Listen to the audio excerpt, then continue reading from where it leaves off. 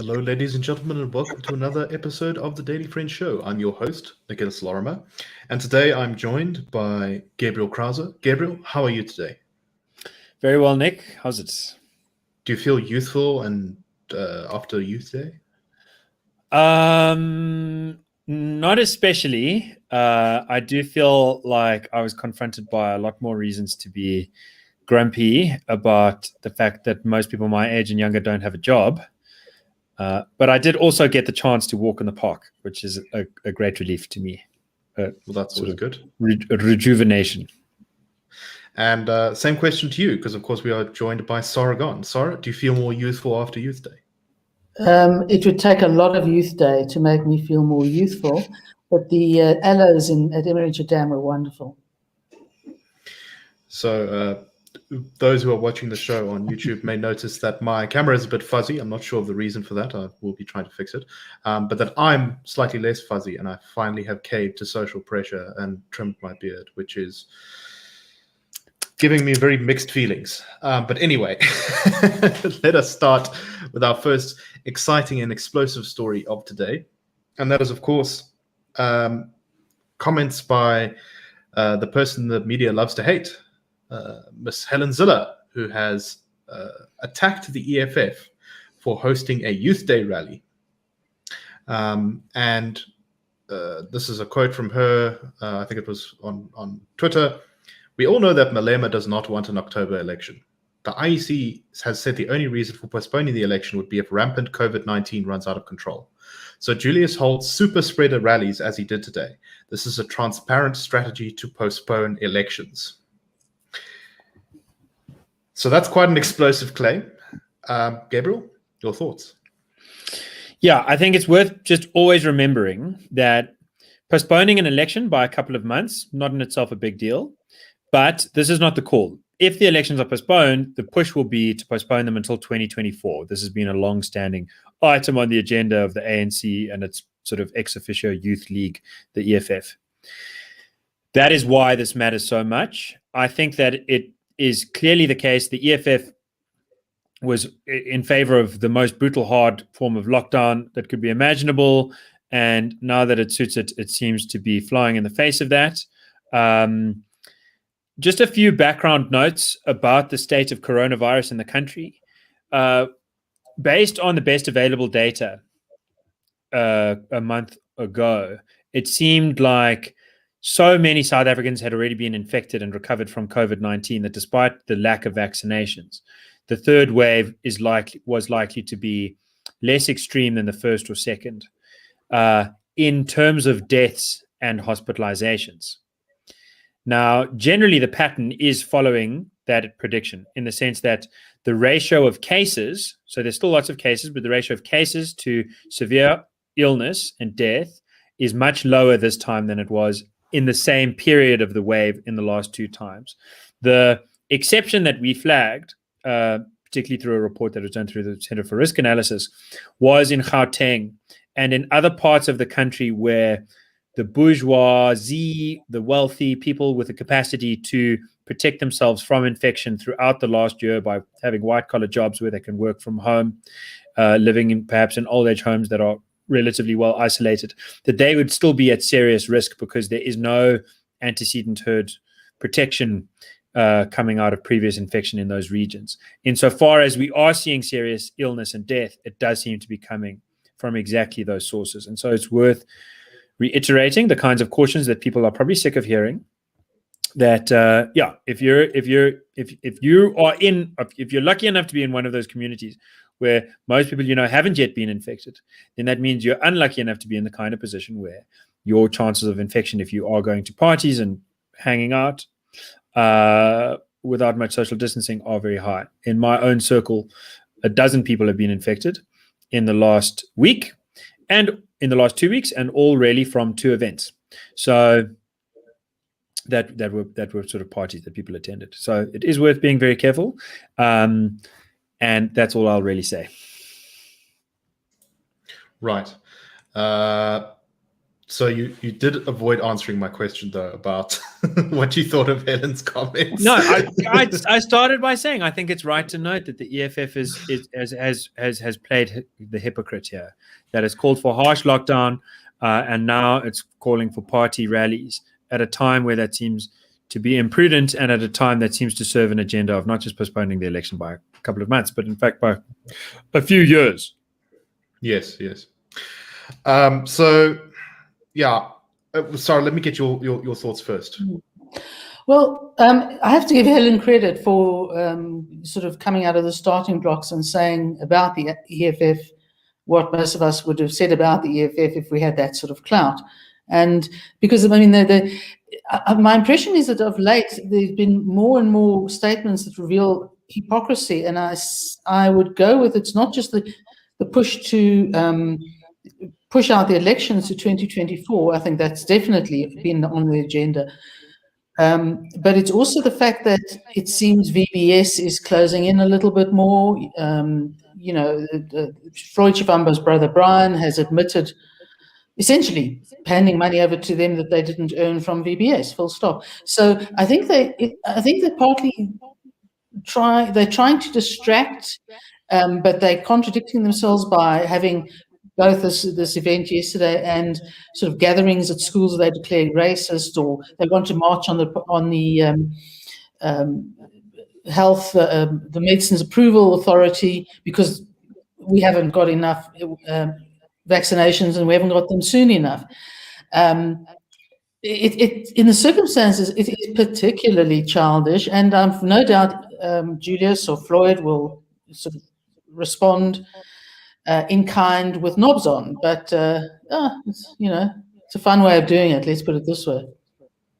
Right. The EFF does seem to have a very particular ability to sort of weave the rules to be different when we do it. This happens all the time. Yeah, I'm curious as to. So I think it's a bit hardcore of Helen to say this. I get where she's coming from, and it's an interesting theory, but I don't really know even if that would work necessarily to have massive rallies that could. Maybe it does. Anyway, no, I don't think it. Yeah, I think that's exactly right. I'm not sure that it does work in terms of creating super spreaders, having outdoor events. With the science, the best science that's available seems to indicate that. Right. Outdoor open air things, not the biggest thing. So I think, and also I don't believe it's the case that if you spread coronavirus lots now in June, that it's going to increase the number of cases that are around in September. And as far as I can tell, the elections are scheduled really for right at the end of October. The year. Exactly. For basically the end of October.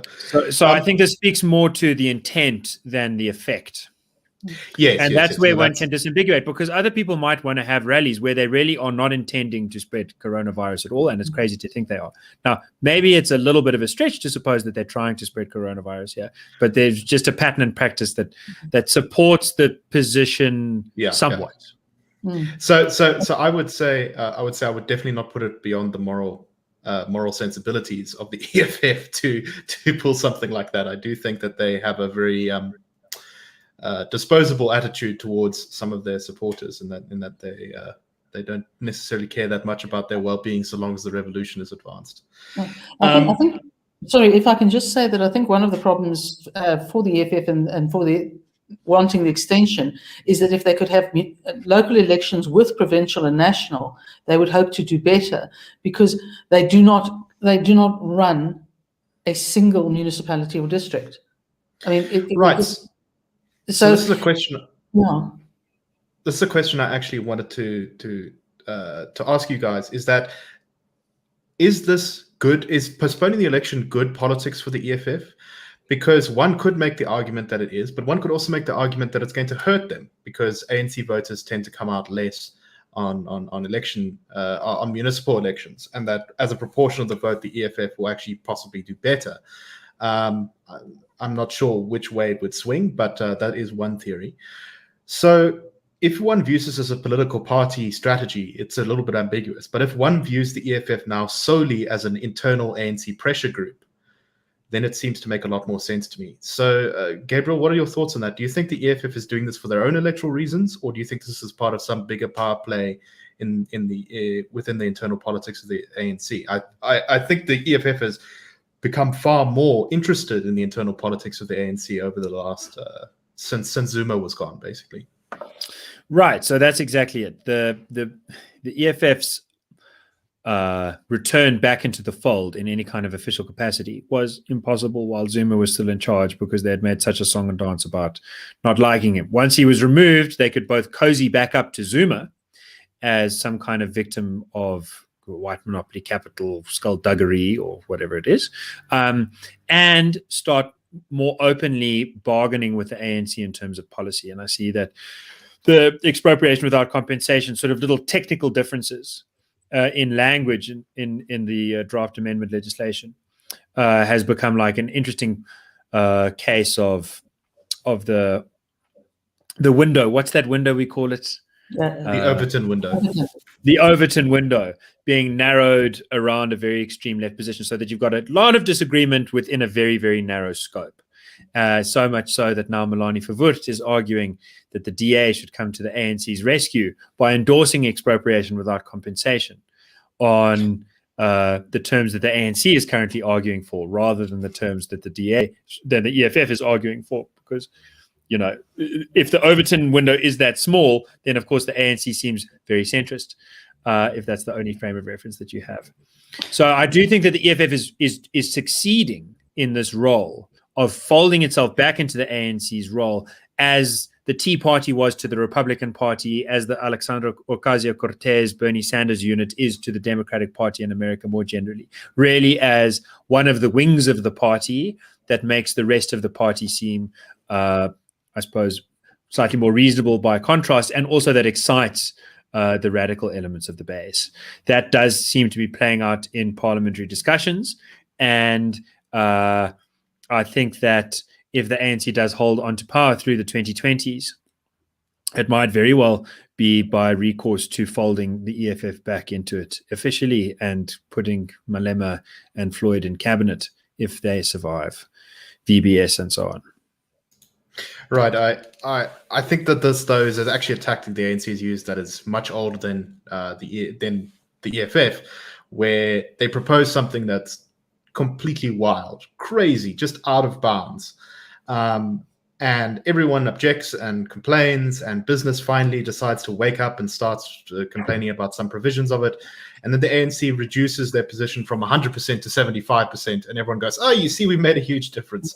And yes, a difference is made in some real terms. But at the same time, you know, the Overton window has been shifted so much that we get some kind of crazy new imposition on our liberties and all that kind of stuff. Any final thoughts on this, Sara?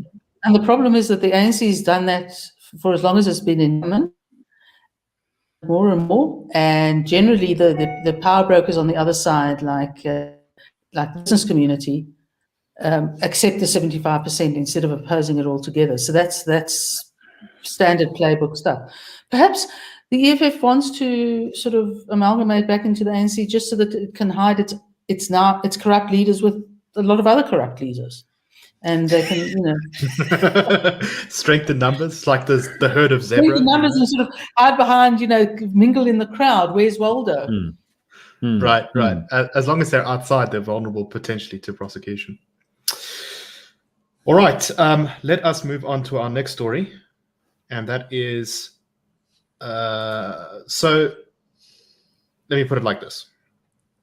I think a lot of South Africans know that alcohol fetal syndrome, which occurs when mothers drink while they are pregnant, and it causes many health effects for the children, is a big problem in South Africa. I think Helen Zille actually has talked about this being a very big problem, particularly in the Western Cape, but it affects all of South Africa's communities to some degree. It's a pretty big problem. And so it's no surprise then that the World Health Organization has mentioned it in what they're calling their Alcohol Action Plan 2022 to 2030. What's perhaps a little bit less understandable is the headline I read on Times Live, which said, World Health Organization want women of childbearing age to be banned from drinking alcohol. that's pretty explosive. So I went on to read, and to be fair, it's not quite that bad what the WHO is calling for, but it's also, let's just say it's a little bit ambiguous. So the WHO says they want to, quote, boost the effective implementation of a global strategy to reduce the harmful effects of alcohol as a public health priority. And they say that to achieve these goals, they want to governments to take, quote, appropriate action to prevent the initiation of drinking among children and adolescents, prevention of drinking amongst pregnant women and women of childbearing age, and protection of people from pressures to drink, especially in societies with high levels of alcohol consumption where heavy drinkers are encouraged to drink even more.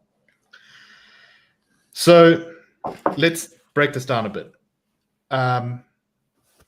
It seems to me that you could interpret this charitably to say, oh, they just want people to be educated about the dangers. But there could be a darker side to this. Gabriel, what are your thoughts? Yeah, I said this to a woman of childbearing age, and her reply was the WHO must just ban itself, which I think... I think that, if you go over that quote carefully, you'll find that it speaks about prevention at the start in ways that are clearly legal. I mean, clearly there is a legal prevention of adolescents drinking in most countries around the world. It then talks about preventing women from drinking either while pregnant or while of childbearing age. That is to say, from the moment of ovulation until menopause. And that sounds legal. And then as a third thing, it says, and also encouraging people not to sort of have peer pressure to be part of drinking culture. So that's one reason to be wary that this language is not just about campaigning, sloganeering kind of don't drink stuff, but really is about the law. Another reason is that the WHO was confronted with a huge amount of attention during 2020, and it gave some advice about how to deal with the coronavirus. And it was again given the option of advising people to wash their hands and wear masks and be careful and avoid large social gatherings. And it was also given the option to say, no, you can prevent that as government, and you must prevent that as government by the law, and not just briefly, but for a very long period. And their advice was very much to use the law, to use the iron fist rather than the intangible hand of the esteem economy, where you kind of praise people who go one way, maybe shame bad examples of those who go the other way, but to really use the iron fist of the law, which in South Africa's case caused 50 people to be killed by the police or to die in police custody just in the first 3 weeks of our hard lockdown. A hard lockdown which then extended just about longer than anywhere else in the world and saw 1.3 million people lose their jobs. The WHO's sort of propensity to urge governments to hold back from extreme legal intervention is, if it exists, rather invisible. I suppose where the WHO has urged governments or allowed governments to hold themselves back, it has been in the case of communist China, which the WHO has, at least through some subcommittee, sort of endorsed an investigation into the lab leak hypothesis, which came out saying, no, nothing went wrong here. And the government didn't intervene. And I suppose the WHO was sort of friendly with that idea. But for the rest, it's been very eager to encourage governments to get very brutal. And this has not yet been passed like that subcommittee investigation. This is not like an official WHO position yet. It's being contested.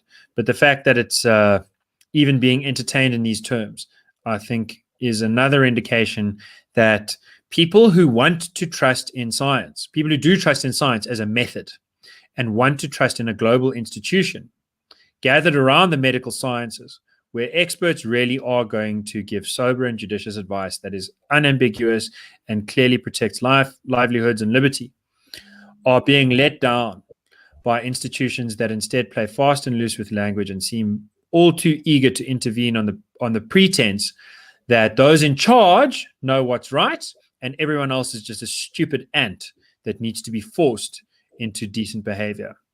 And that corruption of our trust in particular scientific institutions, unfortunately bleeds into a mistrust for science itself, for the fact that we live in one shared reality that really can be scrutinized and investigated using an age-old method of understanding. And I worry very much not only about the bad actions of the WHO, but also about those people who then want to resort to stargazing as a form of figuring out what's what.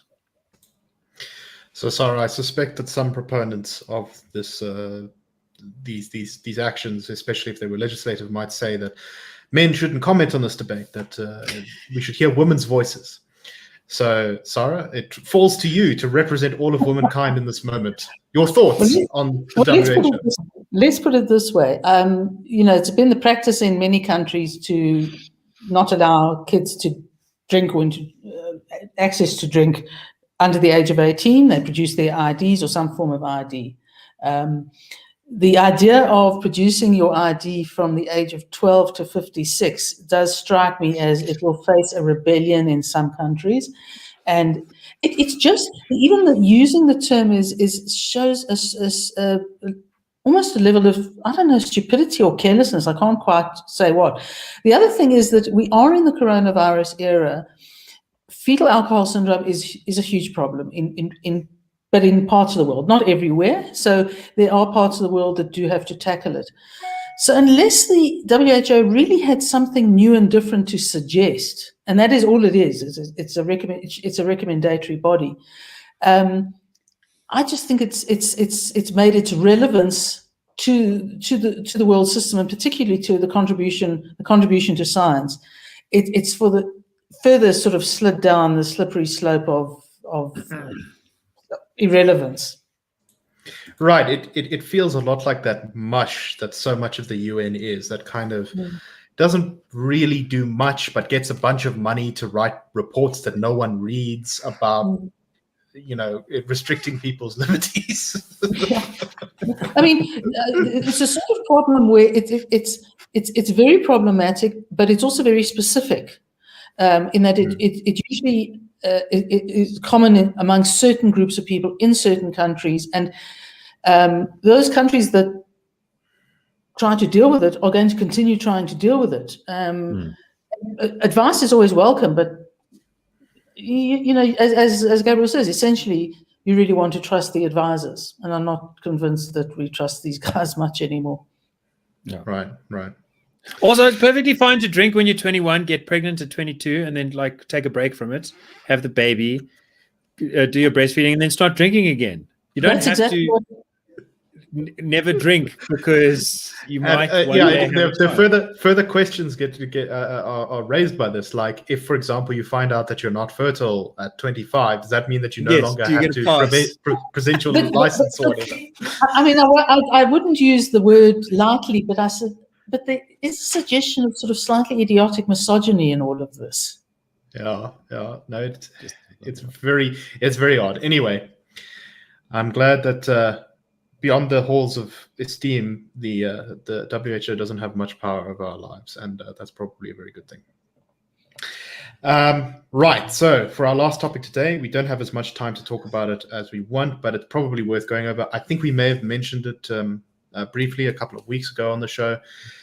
But I'm sure you've seen news coverage of it if you read anything of the mainstream press, and that is the shooting of a former South African rugby player, Lindani Mayeni, who was in the United States with his American wife. He was in Hawaii, and he was shot dead by cops.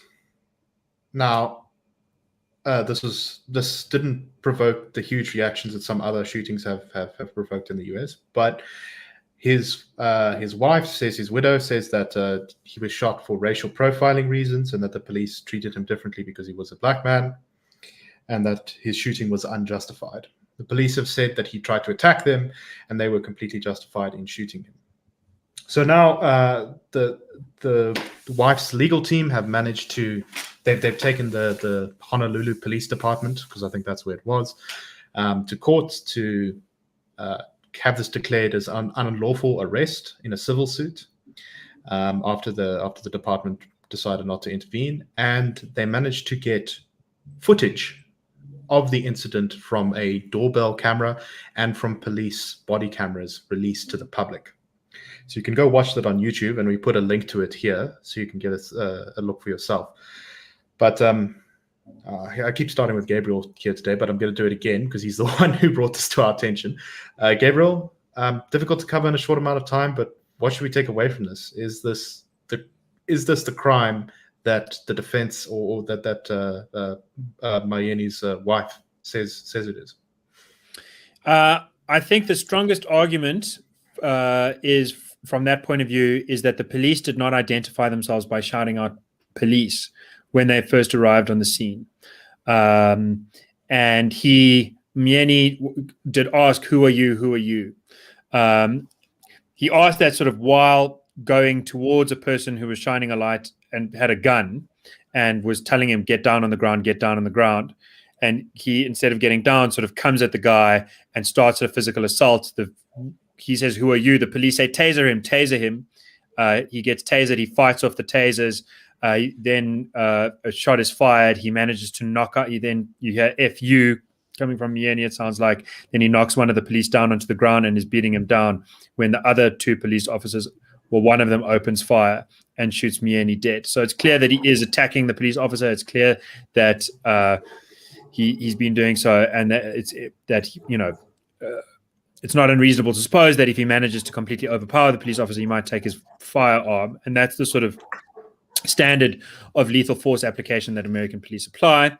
As I say, I think they failed to identify themselves properly. It's also, however, not completely unreasonable to suppose that he knew that they were police. Firstly, they are wearing police uniforms. Secondly, when they come in with a torch and the gun and say, get down on the ground.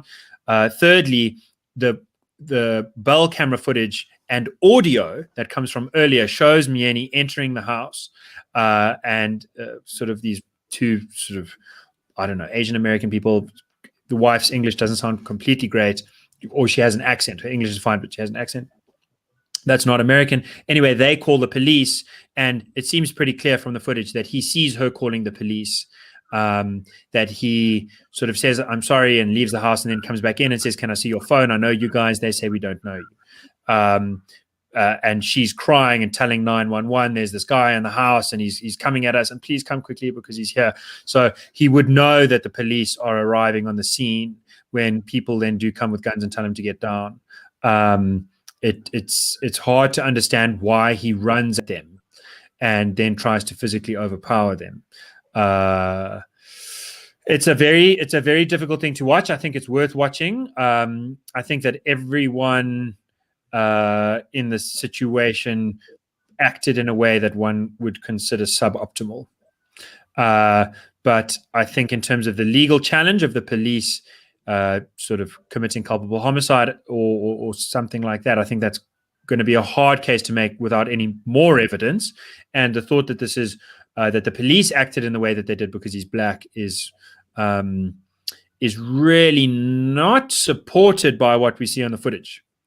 There's nothing about what happens that makes me think that if he was white, they would have said we're police. Their training seems to have failed them in that particular regard. But in terms of the rest, a guy running at you, you've got a gun, you're telling him to get down, he's not getting down, he tries to scrum you, he tries to punch, he eventually does punch one of the guys down to the ground, get in between his knees and punch him. These just all seem like the kinds of things that black or white, anyone who was doing it, American police would then shoot. And final word on this, I just wish I've been in America and I've been arrested by American police, and there, as in everywhere else, but especially there, when a gun is trained on one, I think the sound advice is to submit. Sara, your thoughts on this issue? I must say, my experience, I haven't had direct experience with the police in the sense of being arrested, but they are scary. You know, they've got badges and things all over. They look they're not meant to be messed with.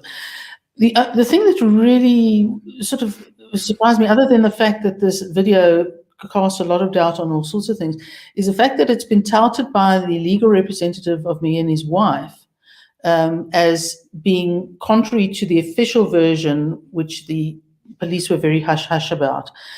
And I think the problem is that it doesn't assist her case that much, if at all. So it's a very, very strange development, and I think we'll have to wait until this all unravels legally.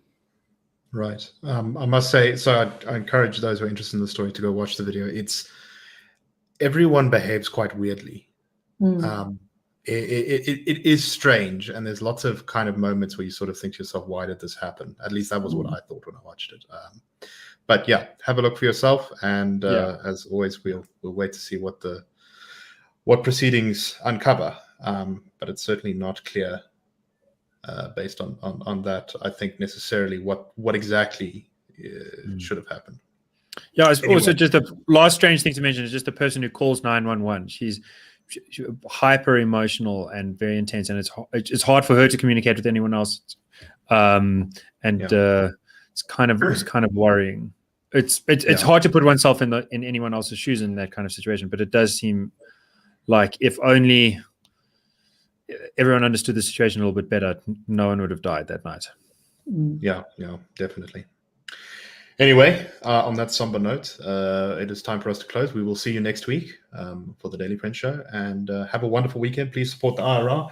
SMS your name to the number behind me, 32823, and we'll call you back to sign you up as a friend. Thanks very much, everyone, and have a wonderful weekend.